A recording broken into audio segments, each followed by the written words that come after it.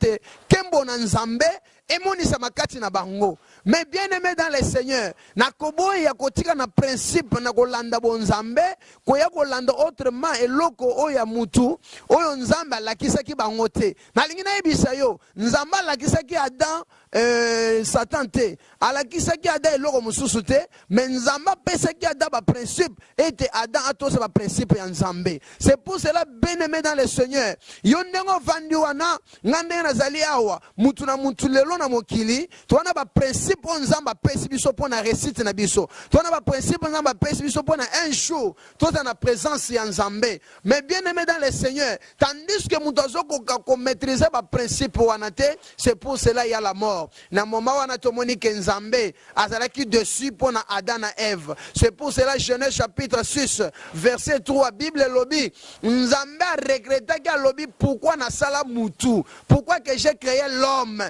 pourquoi nzambe a regretté parce que mutu asumukaki asalaki mabe contre l'Éternel Dieu. C'est pour cela nzambe a rejeté ki mutu. Yango wana to bengi la structure passe. Donc Adam le kaki na Ève. Mais tu es comment que nzamba réfléchir encore. Alors non, musala na salaki eko kende pambate. Il faut na sala système de restauration. Yangwa eko pona Noé. Apesi Noé mission ya ko sala boatu. Boatu wana poete batu bakota. Mais chose grave tango Noé azo kende côté ya koyebi sabatu évangile ya koloba ke non. Moule kobeta il faut tous en présence na nzambe tozo sala boatu po bino bokota bato bandi ko seka balobi oh Noé papa ya Cham papa ya Jafet oeza kindokite oeza bakwiti na ete toyeba kana kati ya quartier.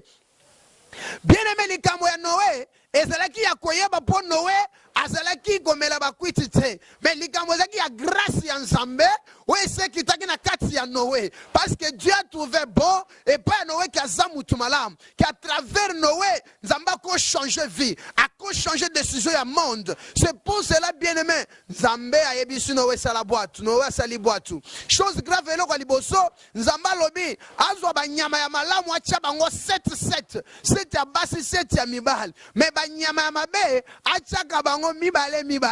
Bien aimé, pourquoi na kati ya boatu ezaki na composition ya banyama ya malamu na banyama ya mabe. Donc boatu wana tango na so comprendre ngo bien selon la révélation du Saint-Esprit ezaki ko représenter image ya église. Église wana yango nde tozolo balelo la structure ezalaki batu ngo nani tomona ki Adam tomoni na Noé tomoni après la génération nzamba ko benga Abraham. Bien aimé, péché mission alongolé na mboka quelconque azoti na mboka quelconque. Cela veut dire avec structure. La structure est ça nini yo na ngai bien aimé okoza la pasteur oza docteur oza évangéliste oza li bishop archbishop oza saint église oza moyembi oza la structure bien aimé parce que oza instrument. Mais yebake lokolo oza instrument soki baby balongola kayango pote ba remplacer instrument ya sika. C'est pour cela na moment na so annoncer bino bien aimé ezana ba instrument oye si baby oye komi bazolongoli yango déjà.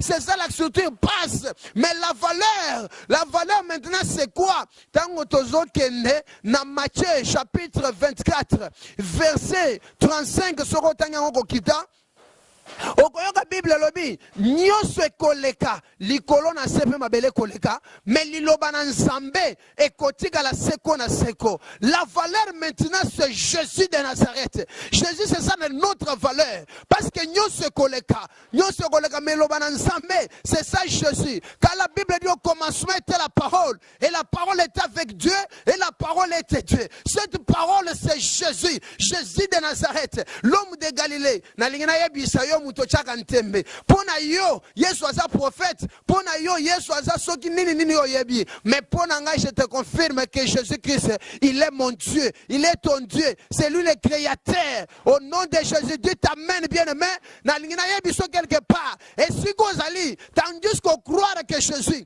c'est ça votre valeur. A tous qui na cancer na kombo na Yesu pakati mbangu